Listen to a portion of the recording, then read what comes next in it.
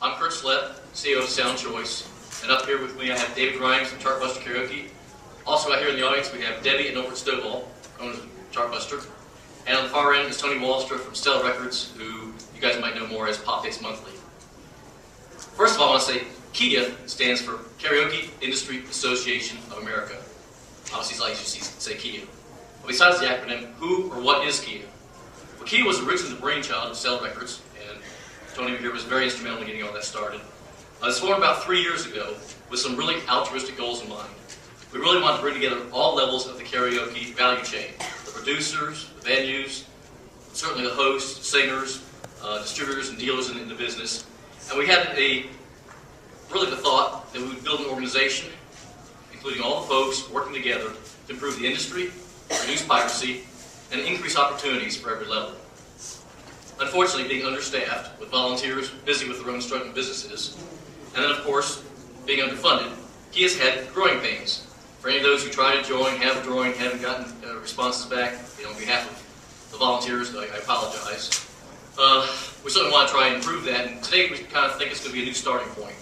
But quite frankly, it has been an organization in flux, and it hasn't lived up to the ideals that we thought we had when we had early meetings many years ago. And it's certainly evolved from its original scope. We realize we can't really get a handle on the problems and what we want to do because the problem is introduced by piracy. Those out there who are hosting, I'm sure you know what I'm talking about. You're losing your business. It's not worth doing anymore. We're losing revenue. It's just been, a very slow and may actually rapidly increasing decline in all our businesses. So at this point, KIAA is geared more toward lawsuits, manufacturers bringing enforcements, and then having a group of core KJs who we hope to expand upon, helping us with education and vigilance in the local market. So it's certainly in flux. We have some ideals to go forward with in the future. Once we move beyond the current level of piracy, the manufacturers and legitimate hosts are struggling for survival. We hope it can become more of a professional organization with what we originally had in mind. We can improve the quality of the professionals, the education, tools, somewhat on the lines of name and ADJ for those who are members. We want to share tips, how you can put on a better show, how you can run better equipment, and again, build a level of professionalism, certainly in the bars and nightclubs, and those who run karaoke on the side during a wedding or some private event. We hope to have producers and the cages work together to come up probably with technical solutions. We all know that you guys were well ahead of the curve in terms of going to computers, things like that. It's not because we didn't know it could be done, how it could be done technically. We're under limitations from our publishers and what our rights grant us. So in the future, we hope to have solutions, it's probably a little too high, solutions that are legally available to everybody and that work for everybody across the board. So we know that there are technically more cost-effective solutions, and working together, we want to find out what they are and then have everybody knowledgeable, on the same plate, and understanding what is available. We certainly want to engage the venues, which we think should be need to be the gatekeepers. Sorry about that. I can probably speak better without the microphone. Hiring legitimate hosts and ones that are not illegal. We'd like to work together with the hosts and the venues to improve promotions in order to bring more singers in and to keep it viable economically for the venues to enjoy karaoke. And of course, we'd like to have improved the home and public experience for hosts, better quality music, better quality experience, better quality hosts, so that the singers enjoy it and they'll request and want to pay for karaoke at other events. But back to the present. I think there's probably some genuine misconceptions about music rights, what you can do with the music, what you can't do, and then certainly misunderstandings about the distinction between home use and commercial use. Of course, many of you enjoy music, you like music, it's not just your business, but you enjoy music at home. And when you put the hat on at home and the hat on the business use, it's two completely separate things in many different cases. First of all, to be clear, you never own the music. When you buy a CD, you buy something, what you're buying is the plastic, the physical medium, whatever. You never own and have the rights to music. Those rights belong to the original rights holder. And that's something that's misunderstood by, all lay people, and even some professionals get confused. So when you purchase that, you're given certain rights granted by the trademark and copyright law, and then whatever rights granted to you by the rights holder.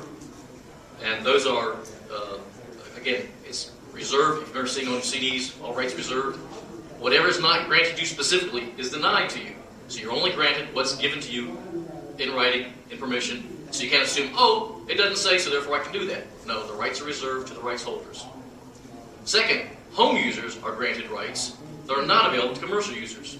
For example, if you go to the iTunes store and you look on their usage rules or terms and conditions, you will see for private, personal use only. I think it's in the second paragraph. So if anyone's confused, you cannot use karaoke downloads in your venue at your shows. That's commercial use. Don't believe me? Go check the terms and use. It's right on there. All right. To maybe put it in perspective of something you might be more familiar with. You guys, as you know, Super Bowl's coming up. You can go home, have your big screen TV, invite all your friends, have all the food, even charge them for the food, and have a great time at home. No problem. You take the same group of people over to a bar who doesn't necessarily usually have, a sports bar or whatever. He rents a big screen TV. He has everything there. No, he cannot do that. That's a commercial venue, it's a commercial place, and unless he has a license from the NFL, he's in for trouble. And you know what? The NFL does check. They do follow up on that. The private agency that we use, that's one of their jobs they do. They go around bars checking on whether the venue has a license from the NFL if they're playing the sports Super Bowl. So karaoke downloads are not legal for commercial use in the U.S., nor are downloads from other countries, despite what the site might say. Oh yeah, we're legal for use. Well, I visit almost every major rights organization around the world, trying to negotiate rights, looking into things. And unfortunately, they might say, well, our license says no, but if a few people get them, what do we know? Again, a home user is not going to be chased down. Commercial users, you're more open, you have strict liabilities, and you can't get in trouble. If the site claims, oh yes, you can use it, then say, to cover yourself, please show me your rights, show me your license from whoever you're claiming granted you the right. And if they post it and claim it, we'll be glad to look it up. I mean, laws do change. Someone may have dropped $10 million on a publisher's lap for whatever rights, and they might have that. But, we have relationships with publishers. We'll check for you. And anyway, karaoke downloads are not legal for commercial use. Then, amongst all of you in this room, there's possibly a range of compliance we have. From people who still run CDGs to the guy who just bought a hard drive off Craigslist for $150 with 100,000 songs and thinks, wow, they're a great deal. All right? I'm not going to ask for show of hands where you are on the compliance line, but just want to put the real problem of music piracy in perspective for you. I mean, all you guys probably have sound systems, lighting systems, you all bought that. Who in here would go into Sam Nash, check out $10,000 worth of gear and say, I'm just going to walk out and take it? I don't think, Sam Nash would be happy about that. How many here believe they have a right to do this? Or how many would blame Sam Nash if you got stopped by the police and Sam Nash said, look, you were arresting me for that? Right? Or how many would never even consider the thought, I'm not going to steal it, that's stealing. Okay, let me make it clear. If you have and using copies of songs you did not pay for, or maybe you made extra copies for another system, and you don't have the original CDG, you are stealing. I wouldn't steal from Sam Ash, but we hope you don't steal from the karaoke producers. Why would you do it? Because it's easy? Because the competition's doing it? Because you think you won't get caught? I'd like to say, just because it's easy doesn't mean it's right. Just because you can doesn't mean you should. And certainly, just because you haven't been caught yet doesn't mean you won't. First of all, none of the producers here has produced product on a hard drive. Up until, recently, we produced product on CDGs. That's our product. Technically speaking, anybody who has made a shift from the original product to a hard drive is technically had an unauthorized copy. However, for those who have an original copy, for each and every song on their system, for each and every system, we consider that to be in compliance with what we call our one-to-one policy.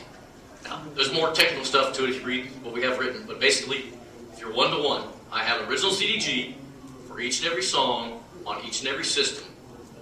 I'm in compliance, and, Now, the other flip side is, it was still an unauthorized copy. If you come to us first and say, look, I would like to make this format shift, or maybe I've already made the format shift, or media shift, and I want to be legal, I want to not get caught in a lawsuit, I want to be, above board. What can I do? If you get caught in a lawsuit, and you're found to have the one-to-one compliance, then depending on your personal circumstances, there's a very, very good possibility you'll be let out of the suit. The best thing to do is try and get in compliance beforehand, contacting the manufacturers. If you get caught, you've been warned, and we're trying to be a little more, that's part of the educational process. Hey, this is what you can do, this is what you can't do. You leave yourself at risk. And again, we can only speak for our rights. We can't speak for the rights of the publishers.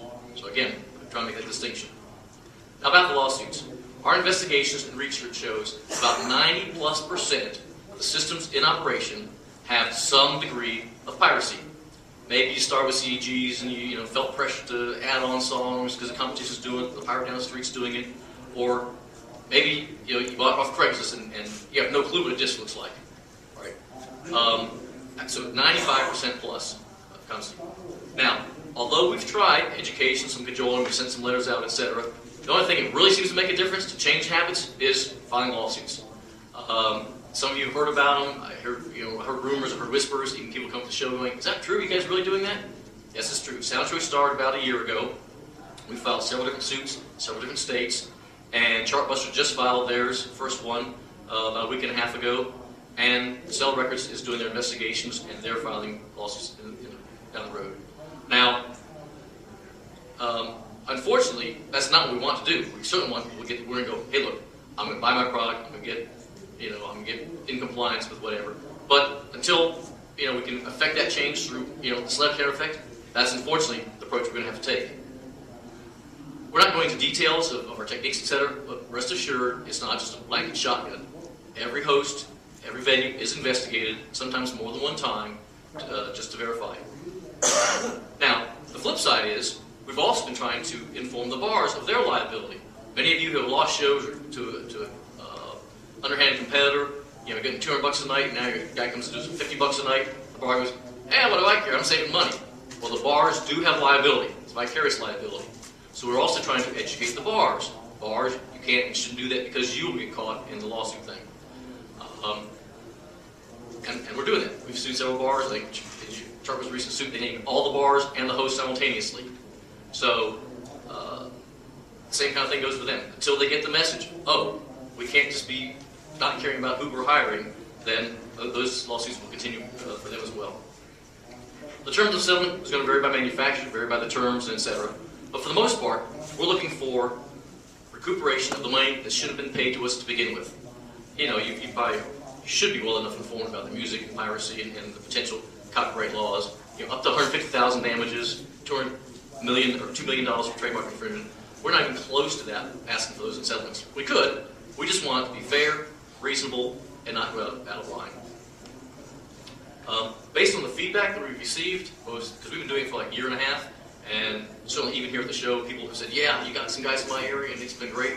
I'd have to say that certainly lawsuits are getting attention. They're getting more attention, and what we're doing, most importantly, is working for the legitimate KJ in the area. We're getting the feedback. Yes, I told my bar, you can fire me for that guy, but you get in trouble. And the bar goes, "Okay, I won't do it." Or I picked up a gig from a bar that you guys fired, and that's great. So we think it's working, and we want to share those additional tools with you, some successes. Now, we can't do it ourselves. Yes, it's beneficial to us because as we sell more product, we stay alive and produce more new music for you people. But it's obviously going to help a legitimate host. And so we need your help on the ground. You need to participate just as much as we are in turning this thing around. To be honest with you, a year ago, I'd probably said, it's all over, there's no hope. But today, especially with the inclusion of the manufacturers, with having the startup core of hosts that we have, I feel really invigorated. I really feel there's a chance to make a difference. And I really feel we, as karaoke producers, hosts in the market, we provide a much needed and valuable service to the people. Singing is one of the innate things you like doing, and we give that opportunity to people that, before karaoke started, okay, it was an occasional thing. More people sing now, more people enjoy it, good or bad as they are. And American Idol is just a glorified karaoke contest. And we really, as we go down the line, and we can build a KIAA, we think, why shouldn't we have our own contest that involves way more people than American Idol ever gets involved? And that builds value to you guys, relevance to you guys, and obviously relevance for us as we produce new music. So let me turn it over to David here, and he'll tell you some, how to stay in business, some helpful hints, and how to help us help you. Thank you.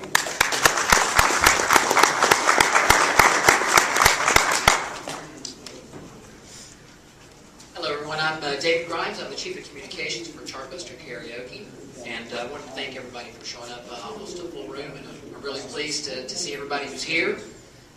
Is that better? Okay, great.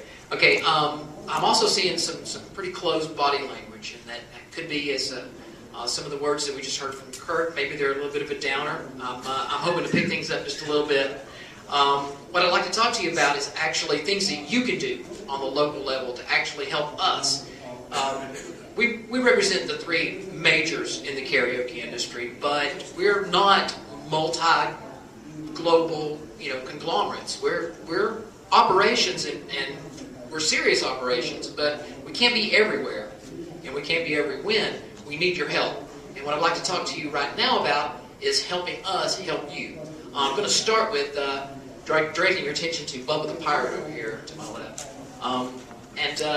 Thanks to Kurt who provided us with that graphic. He told me earlier that may be his alter ego. If you advance the next slide there, I want to talk to you about the vested interest that you have in helping us help you. You run a business, you want it to be successful. I think probably a lot of you are entrepreneurs and you're self-starters, and I think that the tools that we can give you to help us help you are going to be exciting to you. Things that if you don't want to do all of them, that's okay. If you can just help us with one or two, you'll find that they are making a real difference at the local level, at the ground level where you guys are. To start with, if you would please the next slide there, join the KIAA as a host or a venue. Do we have any venue representatives here right now? Are we all KJs? Yes? We do offer through the KIAA a safe harbor for venues that gives them a little bit of an amnesty period if we go in and we investigate this venue and we find out that maybe their KJ, their host, is not on the up and up. That little bit of an amnesty period allows them an opportunity to get right. And it's something that you may want to pass along to your venues if you're a member of the KIAA, something that will help them stay right. With that kind of help, if you can accelerate our progress at the local level, it's only going to help you and help you make, as Kurt said earlier, a little bit more money on your shows. I'm sure everybody here would like to make more money. Yes? Yes. The KIAA also assisted in bringing your library into compliance by putting you into contact with the manufacturers. We can go through an audit process whereby we can make sure that your library is 100% legal. If you're not sure, we want to help you get right. We don't want you sitting across the table in mediation with us. We don't want to name you in lawsuits. We'd much rather have you as customers. That's what we're in business to do, is sell karaoke, not take people to court. And we hope through education and through the KIAA that we can turn some people who are maybe a little bit toward the dark side back into being good customers of ours. If you're not certain that your library is fully compliant, that's okay. I don't know everything that's on all of my computers, to be honest with you. And I've talked to several of you that are out there in the audience right now that maybe you got your systems through a roundabout method. You loaded some discs on, some things came from somewhere else, you purchased some materials, and you're not entirely sure if you're compliant or not. We have audit processes in place that are going to help you understand how that works and help you get compliant. You can also get a lot of solidarity by joining the KIAA. I mean, obviously, we want the dues so that we can grow the organization. But the fact that you're a member helps us grow our network, and it makes our lobbying efforts and it makes our litigation efforts a lot more powerful because we have more people behind us. So if we go to say a legislative body and we need to lobby them for laws that are going to help you get more money in your shows, we can say that we are an organization that is so many thousands strong. So that's why we're trying to build the organization stronger. Go to the next slide, please. I talked about this a little bit earlier. Another way you can help is to have your system audited by the manufacturers. We each of us have a slightly different process, but mostly it's the same thing. We ask you to submit a list of the songs that you have, and we check that versus the disc that you own. It's very easy to do. I can speak specifically for the Chartbuster process, and then no matter where you are in whatever city, we usually hook up to a Skype connection. We have you email us either a text file or an Excel spreadsheet of your song list, and we just go through and check your Chartbuster discs. We have you show them to us on the camera, and we check it off, and when the process is done, I believe our standard is 95% compliance because we do understand that discs get lost, they get stolen, they get scratched, they get broken. We do have a very generous replacement policy for those, by the way, for Chartbuster discs. And And then we issue a certificate. We put you up on our website. We have a complete database, a national database of KJs who have come to us and had their systems certified. And they can then go to their venues and say, look, if you're worried about these lawsuits, stop worrying. I've been certified. I've been certified by Sound Choice. I've been certified by Chartbuster. We can say for sure, at this date, your library was in compliance. We'll issue that certification. We'll actually send you a nice certificate if you want one. But the most important thing is that you can point them to our website, where the name of your business and your name and a link to your website and your contact information is proudly displayed. You can even search for it by zip code. So if you happen to be out, say, in Cheyenne, Wyoming, for instance, then they can quickly find a host close to them that they can be sure has been certified by the manufacturers. If you could go to the next slide, please. Another way that you can help is to install or use our web crawler software. This is something that we developed not very long ago, and what it does is it searches Craigslist for listings of illicit hard drives and illicit shows. And I'm pretty sure that everybody's here has seen those listings on Craigslist, where they have 120,000 karaoke songs for $250. Anybody miss that? Yeah, exactly. And, in the course of developing the software, we found that in some cases it's actually one or two posters that are posting all over the United States. And we found it somewhat amazing that this fellow had just shut down his business. He was deciding to get out of the KJ business now all over the United States at once. And for years, actually. What you do when you install the software, it's very, very simple to run. You start it up, and then if you don't want to do anything else, you don't have to do anything else. And it's free. And it's free, absolutely it is. It's very easy to install. It's just a couple of clicks. It runs on Windows systems. And if you run it in the background, you don't have to do anything else. You don't have to search for anything, and you don't have to flag anything.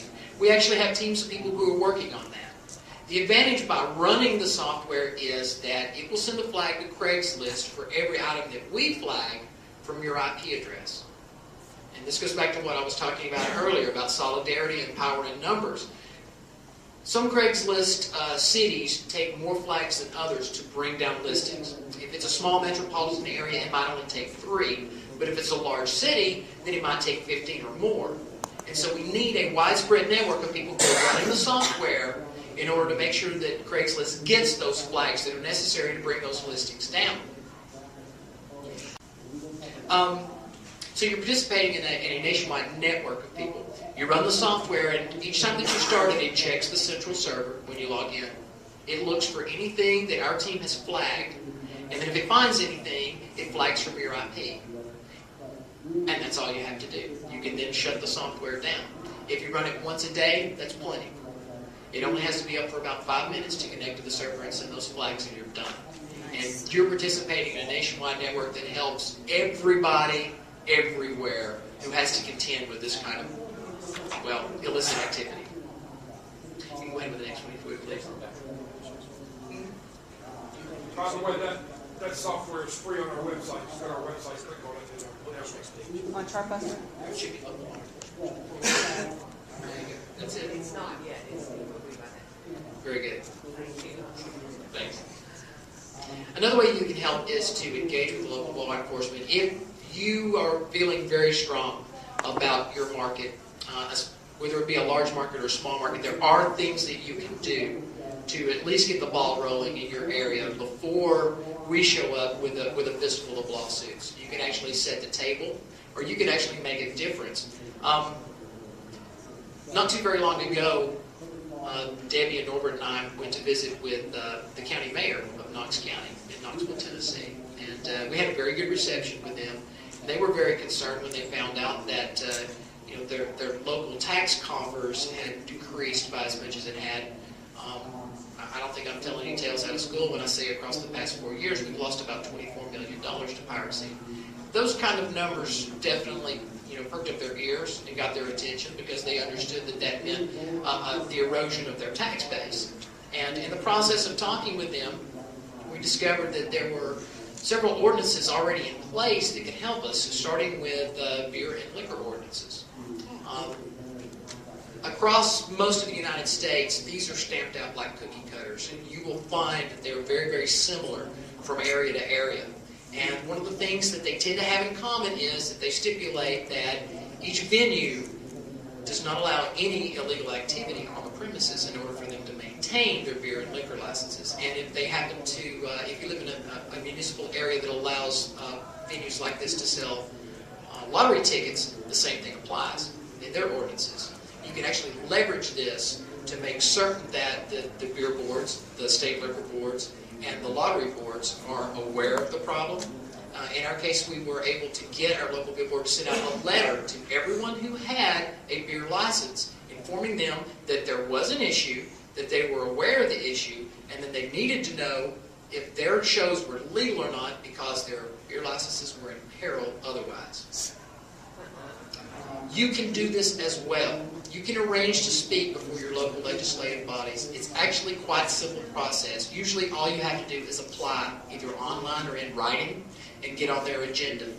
If you do that, we recommend that you do a couple of things. Tell them your story from a personal point of view. Tell them about how piracy is affecting you and your business and how it affects their tax revenues. Speak in general terms. Don't call anybody out, in other words. We don't want you on the wrong side of a slander suit, okay? But speak from the heart. Tell them about your problems. I think you'll find that in a lot of cases, if your legislators are engaged with the populace, if they're engaged with business, they will listen to you. You will find a sympathetic ear. Finally, last slide here. Communicate. Communicate with each other. Communicate with us. Probably the most powerful tool we have in our disposal is communication. I recommend that you, if you don't already, join some of the networks that are out there. Join some of the forums and boards. Post there. Post your opinions. Post your questions. We are active on quite a few of those forums, and we do answer questions publicly. We maintain a public presence there, and we do that so that each time someone comes forward with a question, we're able to answer it as authoritatively as we might. Okay? Also, we'd like to let you know that we're going to be available as soon as the seminar is concluded at the booth. And if you have any questions about anything that we've talked about earlier, or you'd like to get on any of these programs, if you'd approach me, I'll be happy to set you up. Thank you very much.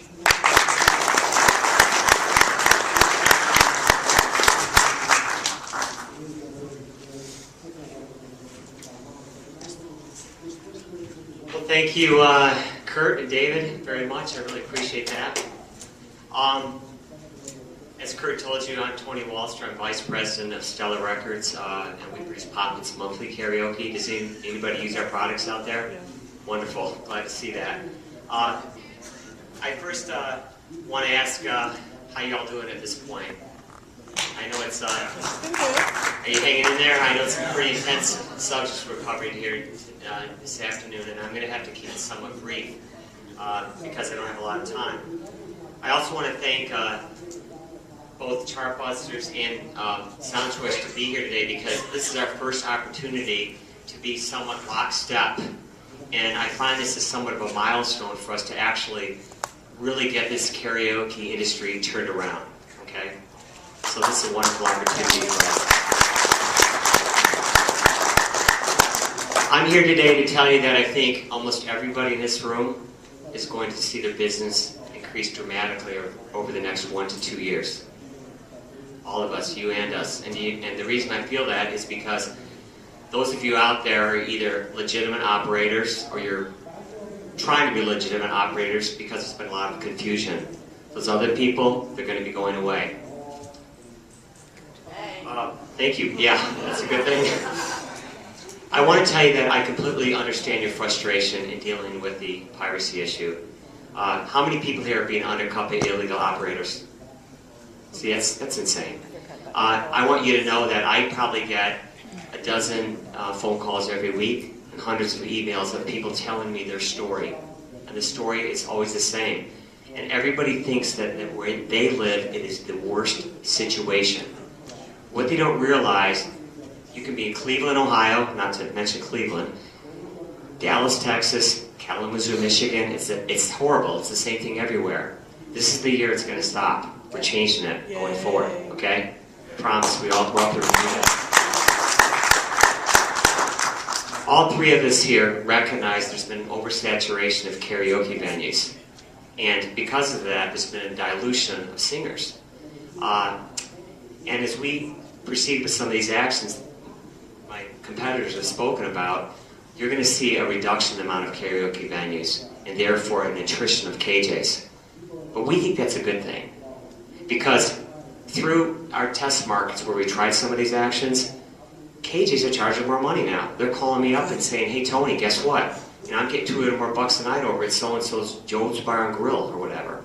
And this is because part of these actions drags the venues into it, and they get skittish and they get nervous. Right now they're not. They're hiring Tom, Dick, and Harry from Craigslist. But once they find out that, you know, they could be dragged into some of this stuff, but they want one of you guys, a legal guy that's compliant, that's on these safe harbor programs, that's listed in the KIAA. So this KJ told me, look, I told him $200 bucks, guy didn't bat an eye. And the other thing is they're getting bigger crowds, because these singers are condensing. So now you're playing on the Friday nights, the big nights like it used to be back in the late 90s when karaoke was huge and it wasn't watered down.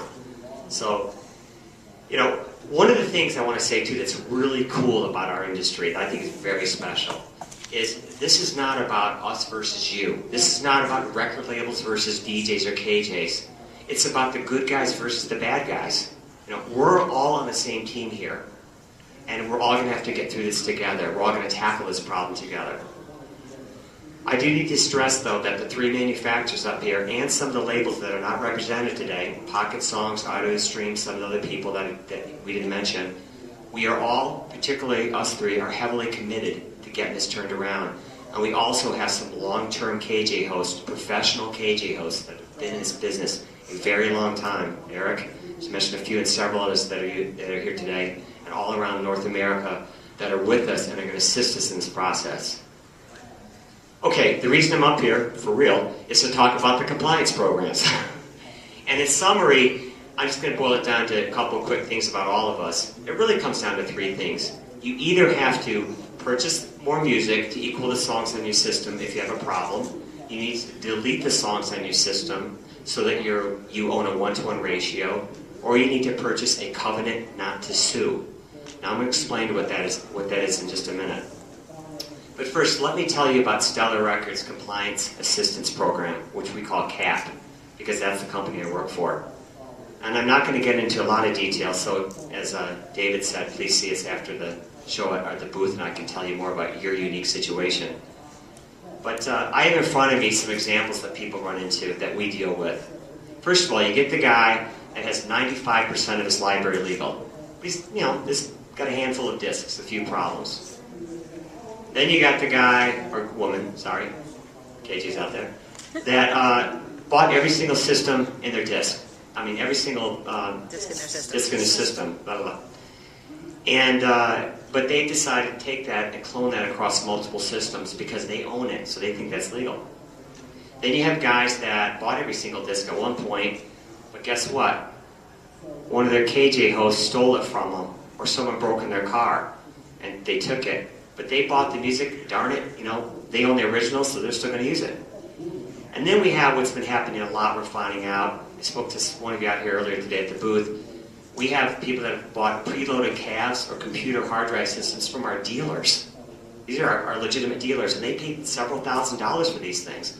Only to find out later they were duped, they had all of our content on it, and now they're coming to get compliant. And of course you have the Craigslist people. I'm telling you, in all these cases, these people are infringing. Doesn't matter if it's just one song or thousands, it's plain and simple. However, at Stellar Records, our approach is to not get into judging people. We don't want to judge you and set some moral soapbox and see who's worse than the other one. That's not what we're all about for our company. We try to give people the benefit of the doubt. And our first approach is to assume that someone may have been misinformed, out of touch, or maybe duped, as in the Cass case I was just talking about. Let's face it, there's been a lot of confusion out there. I've read the blogs, and one guy says this, one guy says that, and it's just total confusion. This is what we're going to get straightened out this year. So our first option is to give people a chance to get compliant. However, if people do not voluntarily take advantage of our compliance program, we will defend their intellectual property very aggressively, and it'll cost them a lot of money. Clearly, there's one thing that is not up for debate today, and I don't think anybody in here would disagree with me, and that is that you have to pay for the music you use. You have to buy the music. The fact of the matter is that a single infringement, this is for one song, holds a fine of $150,000, maximum statutory damages. So whether someone, again, has just a handful of songs or thousands, they're still going to pay a lot of money. So for this reason at Stellar Records, our approach is, for our compliance program, because we're all a little different, is one size fits all. If you've infringed, you've infringed. We don't care if it's one or thousands. It's a one size fits all. However, our compliance program is simple, and we've kept the cost reasonable if you come to us voluntarily. It's $3,200 per system, and it covers all of the intellectual property that Stellar Records controls. So it's everything. We really don't, well, first of all, let me back up here. What we do is we issue a covenant not to sue. Now, what is a covenant not to sue? It's basically legal mumbo jumbo, but it means that we pledge not to take any legal actions against you for infringing on our products. And then, of course, we issue a certificate of compliance. And again, we've kept it rather simple. There's just this one price. We don't want you sending us Excel spreadsheets. We don't want you songbooks. We don't want to micromanage your songbooks. We don't want to administrate it. We don't want to get into any of that. We don't in our company because we have a different business model than some of my friends here. And I'm happy that our agreement covers all of Stellar Records' intellectual property, and this includes our trademarks and our sound recordings, because again, it keeps it simple for all of us. So, I'm going to wrap things up and say that I know you have more in-depth questions about this, and we're going to have a Q&A session if we have time. See me after the show. But I want to tell you that we do have a discount on our CAP program here at Mobile Beat. I'm also offering some disc packages. Some people just need discs. All kinds of mix and match collections you can see me after the show about. So again, thank you all for coming. I appreciate it.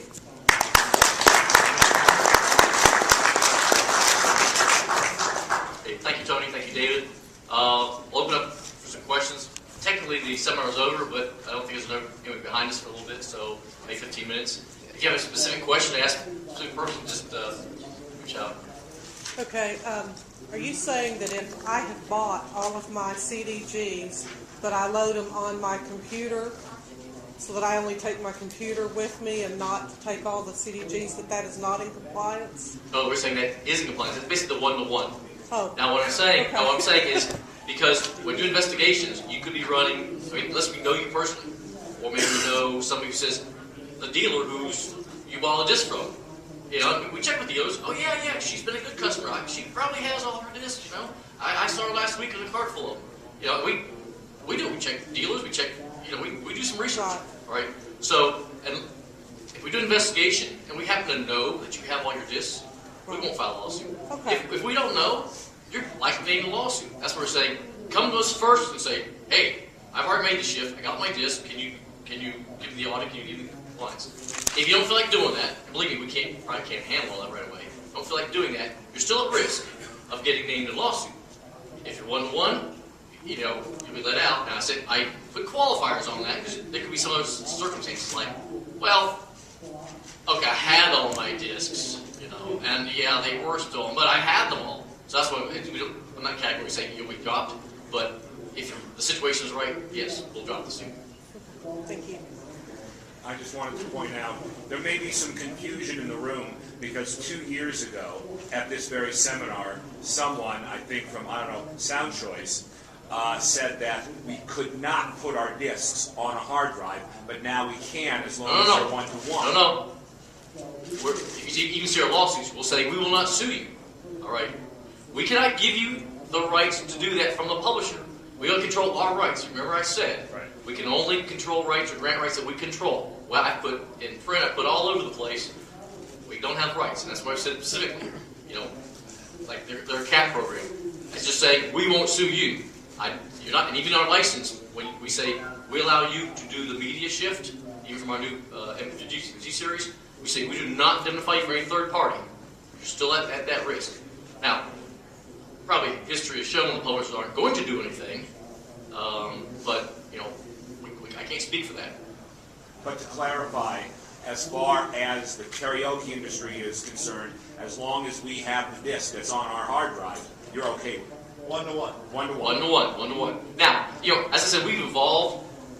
We have to recognize the practicality situations. In this situation, I'm licensing or even selling packages of discs at well below retail because I'm recognizing the competition is $0. I'm trying to get the middle people to go, well, why should I pay that? I can get it free.